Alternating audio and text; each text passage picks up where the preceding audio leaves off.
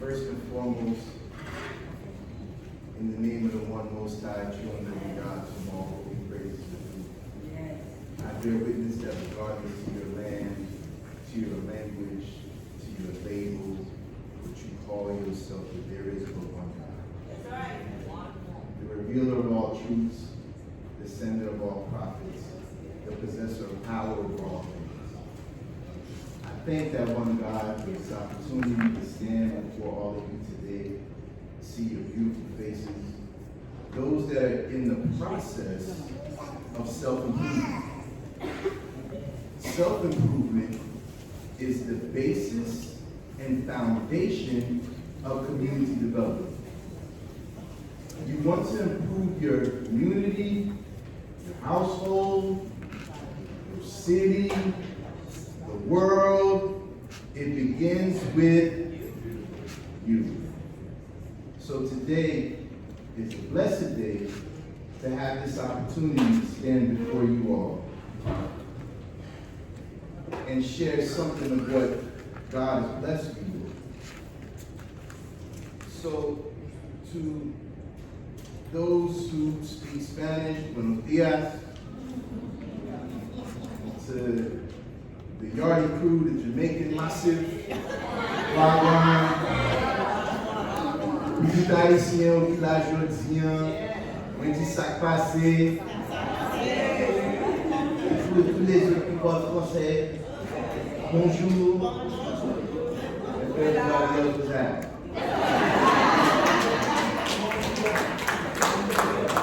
So, you heard a little bit about my background and some of the things that we've done. I've been fortunate enough to work with some of the bigger names in entertainment while they were coming up. Names like, people like the Fugees and Lauryn Hill and Jay-Z and Exhibit and Queen Latifah. I was blessed and fortunate at a young age to be in the room and have purpose in this world of communications, that before there was social media and internet, you didn't have to go through the manager and the assistant and the assistant to the assistant's assistant to get to somebody. It was a little different back then. So I want to talk to a lot of us today who are trying to figure out what exactly is your purpose right now. You can't live in the past, nor can you live in the future. You only have now. And fortunately or unfortunately, some of our memories haunt us about what we could have done, what we should have done, and what we gonna do, and never are present.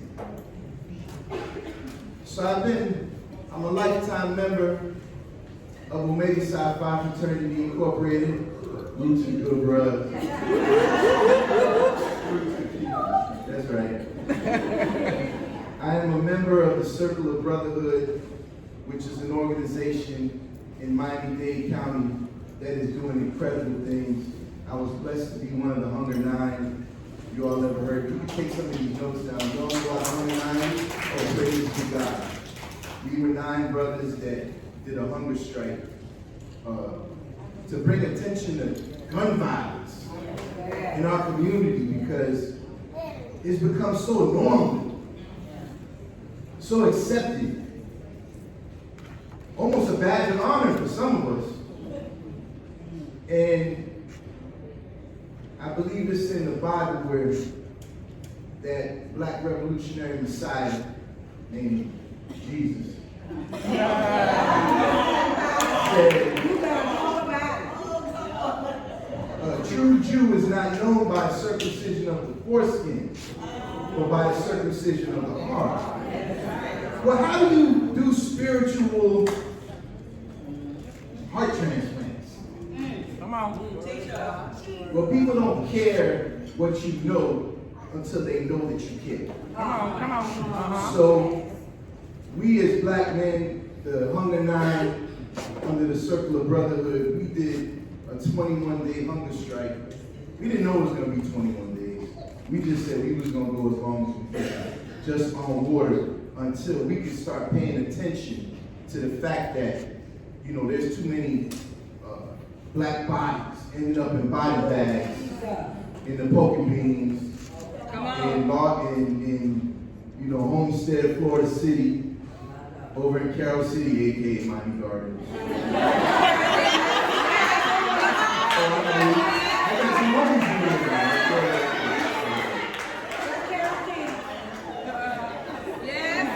We don't have too many of us. And our younger generation, I'm gonna get into this a little bit more, but our younger generation, it's the value of life has diminished. And me as a 51-year-old man with 6 children, 4 boys, we have a great responsibility to carry this baton because it's our time to run this leg of the race. Come on. You don't get another, there's no cavalry coming for us. Come on. And the motto of the Circle of Brotherhood is black men solving their own community problems. In the same respect, I'm a member of the Nation of Islam, a student of the Honorable Louis Farrakhan. And I serve and I stand with that brother, my big brother, my spiritual father, who is one of the most controversial, he's a litmus test. Throw his name out there, you don't know what's going to happen. But I've walked with the minister for the better part of my life for the past 35 years. And I've seen through his example what it is to love and serve your people, as he taught us. If you're going to serve black people, you got to love them more than they hate themselves. Wow. You said that's deep, right? Yeah. Which begs the question, how deep is your love? So, today, class, please put on your thinking caps. We're going to take a few minutes. If you flip to, you all got a handout on this side, you're going to see, right? This is your syllabus for today's class, our outline. And if I can cover and hit some of these points over the next 35 minutes, which is now probably about 30, right? Hopefully during this little fireside chat, it'll be time well spent, okay? So our brief lesson today is a brief lesson in procurement and reaping and sowing. On that note, will you all please give another round of applause for Dr. Patricia Powerhouse over there?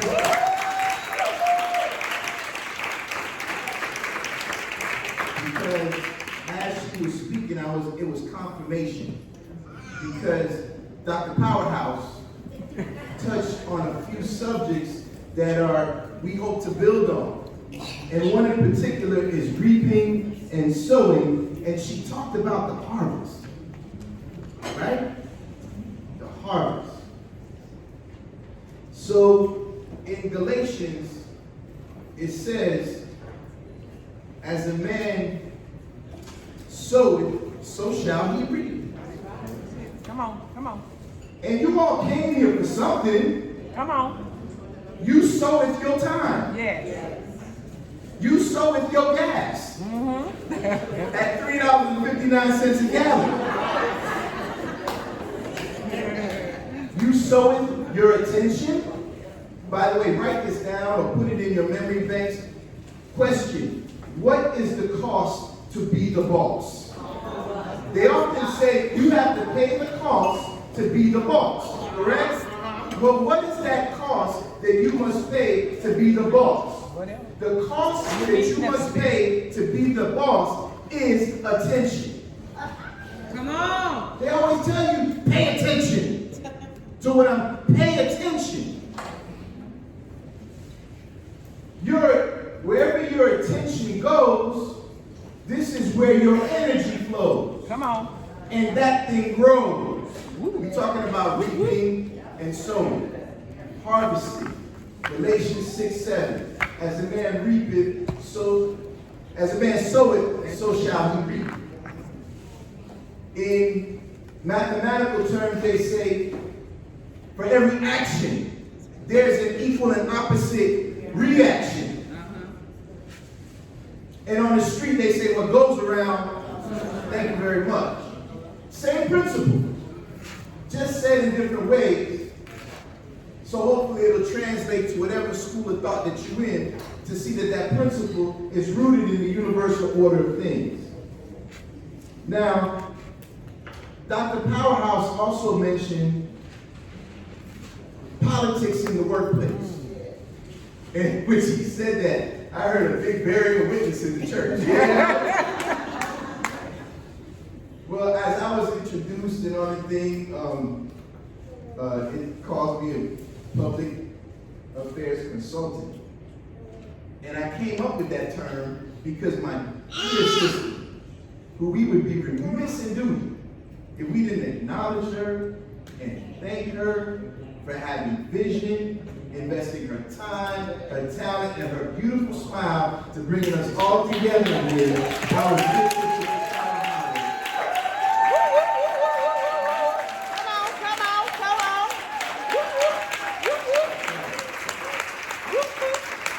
Thank you so much for bringing us together. I think we'll all be better after this day. And because God put it on your heart for that, there's a blessing in that. Absolutely.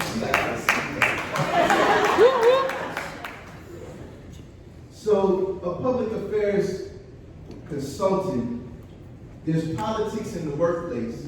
I work in politics. I'm the public affairs manager for the city of North Miami Beach. For those who've been watching the news lately, the city of North Miami Beach has been in the news on average every other day for the past 2 weeks.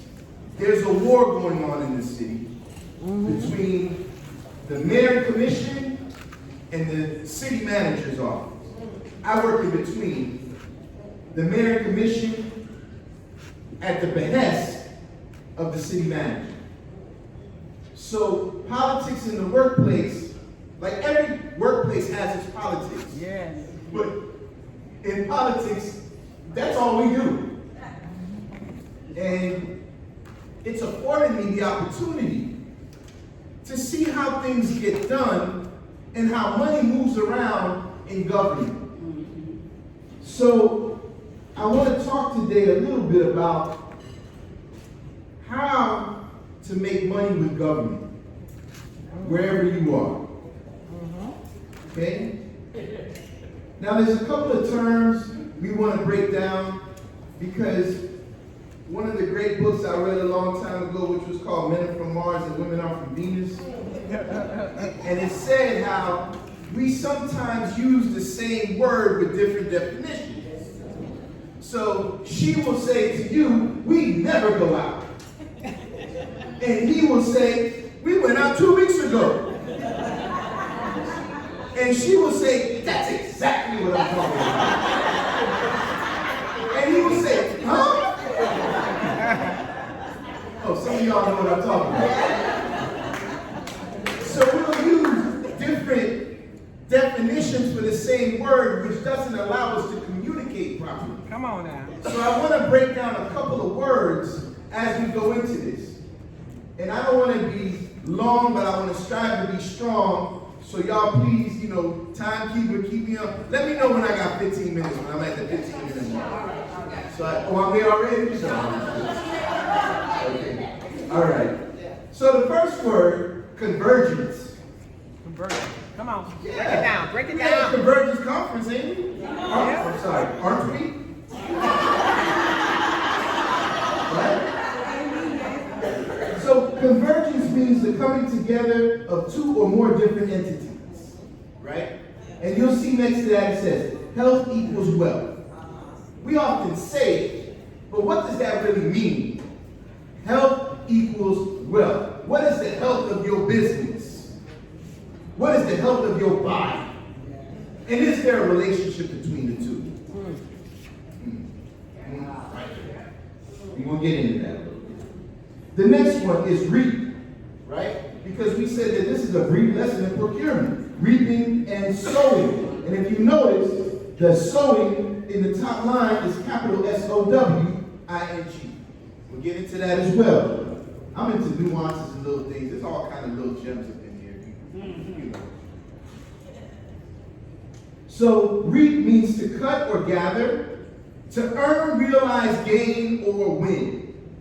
Again, reap is what? Cut or gather, earn, realize, gain, win. Right? So this is in procurement. You reap what you sow. Reaping and sowing. Reap is to cut or gather, earn, realize, gain, win. To sow is to plant by scattering, plant seeds by scattering it on or in the earth. What is sow in business? S-O-W. S-O-W in business, my business people. S-O-W to sow in business means what? It's a statement of work. What is a statement of work? It's a business agreement that outlines deliverables and project goals. We talked about goals, right, Dr. Powerhouse? Right. What's the difference between a wish and a goal? A timeline. A deadline. That's the difference between a wish and a goal. Love it. A wish, you ain't got no deadline on it. Come on. A goal it's a simple way of looking at goals. Good stuff. But in sowing in business, S-O-W, a statement of work, is an agreement that outlines deliverables and project goals. All right? Very important when it comes to doing business with governments. And we'll get a little bit more, no, we won't get into it. If you're going to do business with a government, do not go into there until you intend on delivering what you say you're going to do. Do not do that. It's better you start small and grow big. For instance, get you a contract doing, all of this ARP money that came down the line. ARP is the American Rescue Plan. Dropped $3 trillion into the American economy. That went down into the state government, flowed down into the county governments, and then ended up in the cities. But what happened? That's all the rental assistance programs, right? The home improvement programs, the small business grants that are out there. That money's sitting out there. Because cities are not in the business of giving out money. So they have to create systems in order to give that money out, but they're already bogged down in their bureaucracy. Matter of fact, let's jump down to word number 5, bureaucracy. Bureaucracy is another word for government, which refers to a complex organization that has multi-layered systems and processes. The systems and processes that are put in place effectively make decision-making slow. I'm going to repeat that part.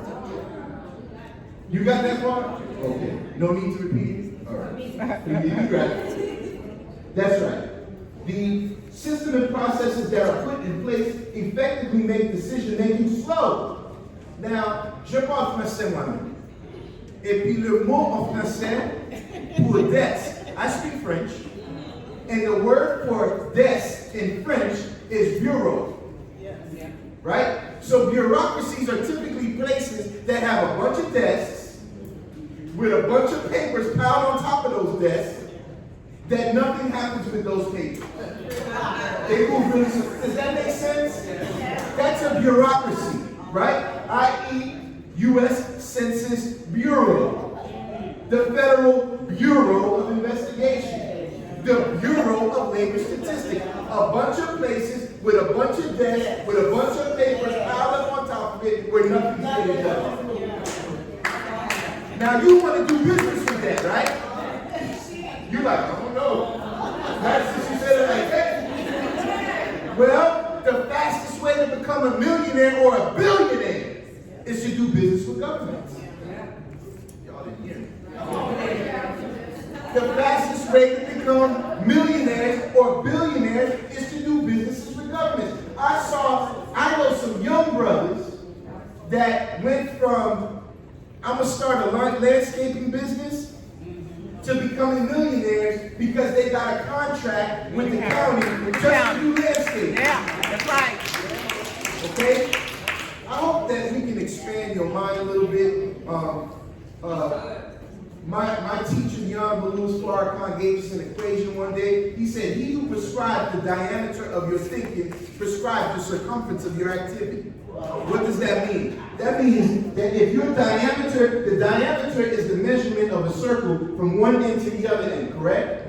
Right? So he who prescribes the diameter of your thinking, meaning if your diameter of thinking is 2 feet, right?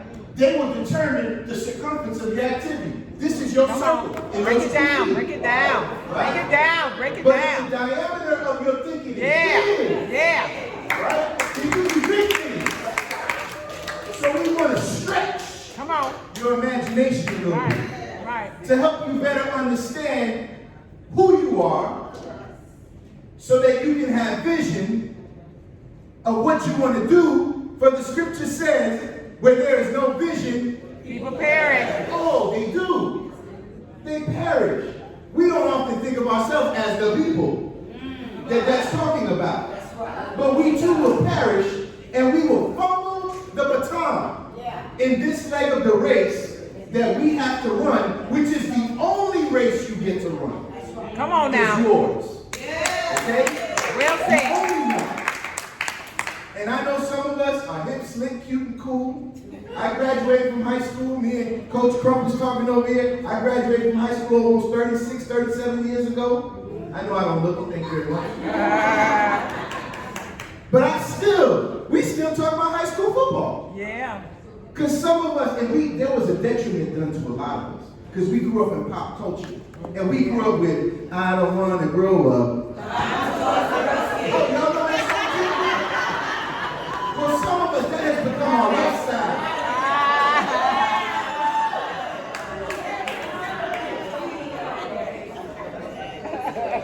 Present company included. By the way, this is a conversation I'm having with myself. If I happen to offend anybody out there listening, he's not talking to me. But this is the reality of the time that we're living in and how we have been programmed. Wow.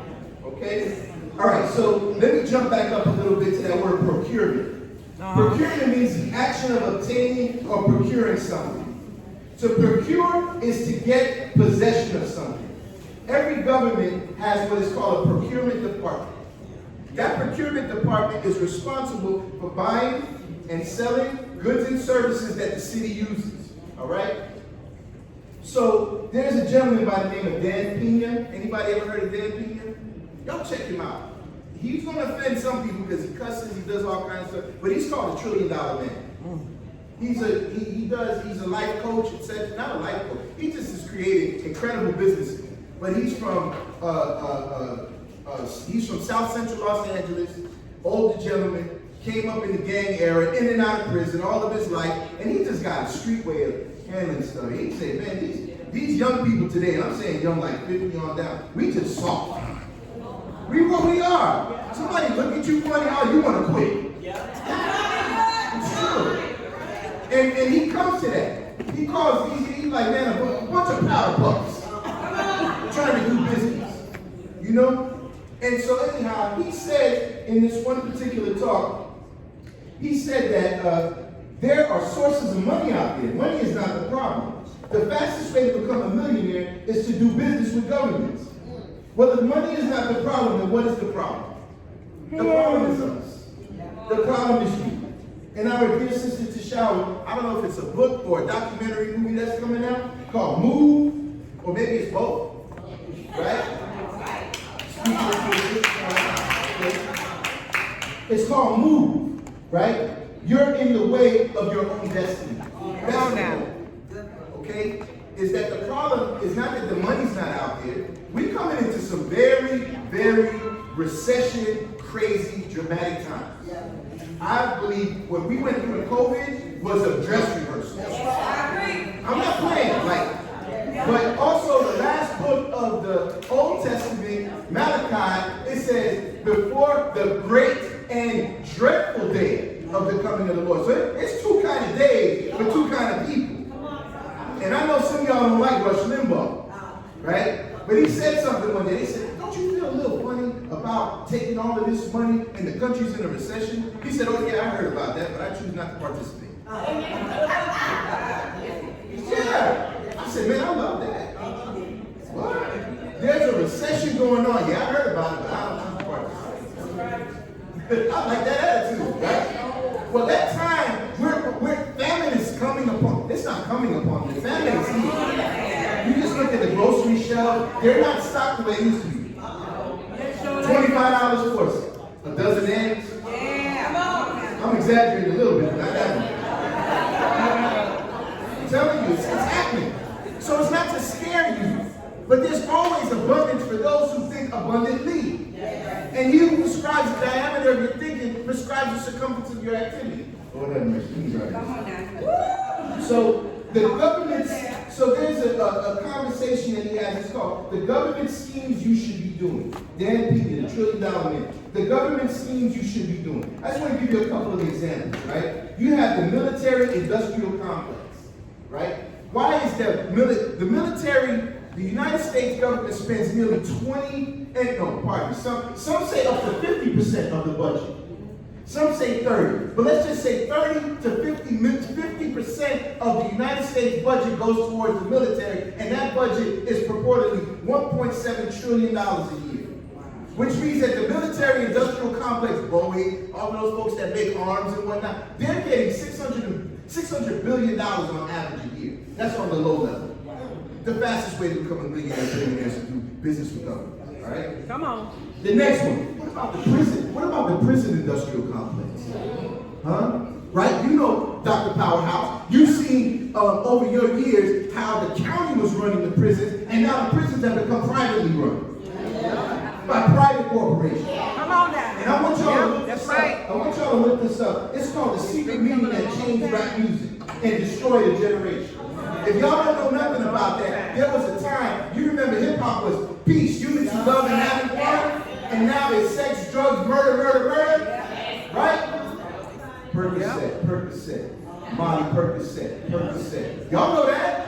Some children, they had no business going to look for drugs until they heard Future say, now they're like, the cool people do Percocets and Molly, and now we have a drug epidemic in America. Yeah. So there was a group of men who invested in the prison industrial complex. They brought in some of the top black managers. I don't know if he was there, but you know the puppies. Those guys, right? No disrespect to Diddy, Brother Love, what he calls himself, whatever it is now.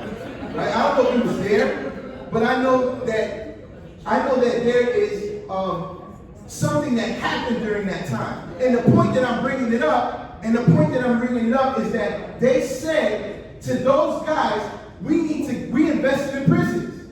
We need to guarantee that we have customers. We need you to change the music so that now you glorify the criminal activity. Right?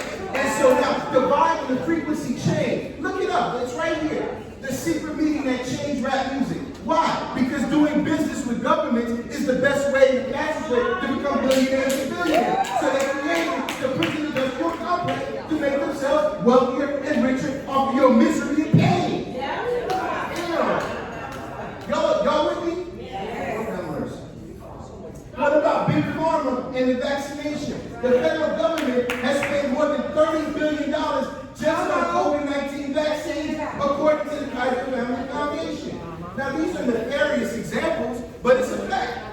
So, I'm going to give you a couple of success stories. You see Joshua, it says Messiah. Joshua's a young man who wanted to figure out how he was going to do business on North Miami Beach. He's a masseuse, right? So what Joshua did, he just come to the event, and he was asking me. I was like, I don't really know. I'm trying to figure it out myself, too, man. You know? So what happened, he just kept coming. I said, man, look, link up with one of these commissioners. Y'all listen, this is the important part. Link up with some of these, some of the commissioners. Find out if anybody do videography here? Anybody do massage? Anybody do natural products? We got natural products right here in the back, right? See, human resources has to do things to improve the health and lifestyle of their employees. Yeah.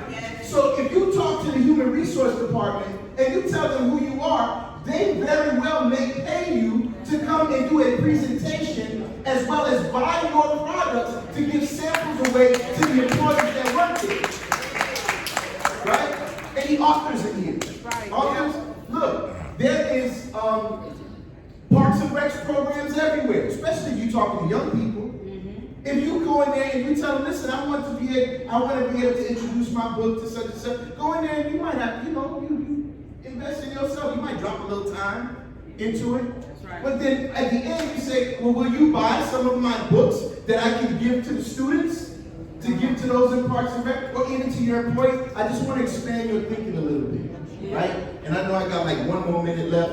And I'm just getting started. And then there was another example of Ginger Soul books. You'll see Ginger Soul books there. Did y'all even know there was a National Coloring Book Day? I did not know that either. Until one of the commissioners, who is the Youth Advisory Board liaison, told me, I want you to contact this woman that I met who got coloring books, and I want you to purchase X amount of coloring books so that we can give to the children on National Coloring Book Day. So yeah, look it up, it's a real thing. Yeah, that's how you know, look, and let me tell y'all like this. You know when they say that, if the blind lead the blind, they both fall in the ditch. You're gonna have to figure out what you do and who in cities and governments needs what you do. You're gonna have to show them, because there are a lot of blind people. I say it respectfully. The majority of people that are in these positions that they can leverage power, they have no idea what they're doing. You're right. It's not disrespectful. It's a fact.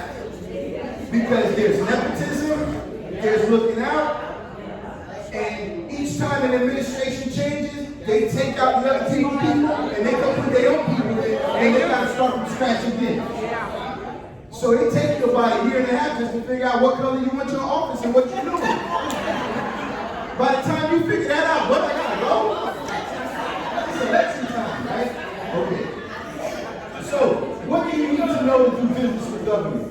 First off, know what product or service you sell, you have, or do that cities, counties, or governments buy or use.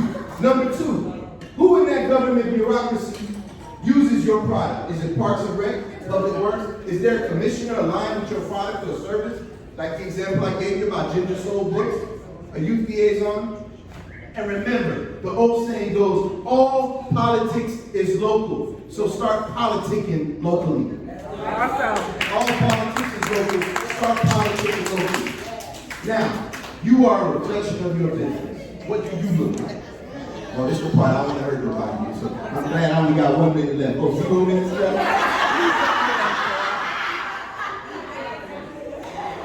But this is the part where I'm, because this is a very, I don't know about y'all, but I'm almost sure. A lot of us have been losing very dear people around us. And it's because we have been digging our graves with our teeth. We have not been taking care of ourselves. I buried a very dear friend of mine last week. The last thing we worked on was Black Boys Day down south. He went through hell trying to pull that event off. Ended up in the hospital. I said, Lance, man, what are you doing? You know you gotta drink water, you gotta exercise, you gotta eat right, you got diabetes, man. He was skinny too. Lance passed away and expired 2 weeks ago. When I went to the funeral, it was so packed in the church. There was so much love in it. And I know that he felt the event would be better because all of those people that were in the room, he thought they were coming up. And as I stood there, I could hear his voice in my head. Man, where was y'all at when I was trying to put this thing together? So all of you all, you must R-E-P. You must read, exercise, and pray. Or meditate. You must do that. There's no substitute the back work. Read, exercise, pray. That means rep, right? You got to rep your city, rep your hood. Well, you need to rep for those who rep for you when you couldn't rep for yourself. Come on. That's how you got it. And on the back side, you'll see a Connie Health and Wellness. That's my company, my wife and I. We provide CPR first aid trainings to folks. Anybody here that needs CPR, ACLS PALS, we do that. And I'll end on the note that CPR stands for cardiopulmonary resuscitation. We need to do some CPR in our businesses, on ourselves. We do some CPR in our family, and we need to pay closer attention, because if you're going to be the boss, you got to pay the cost. That's what it is. Thank you all so much.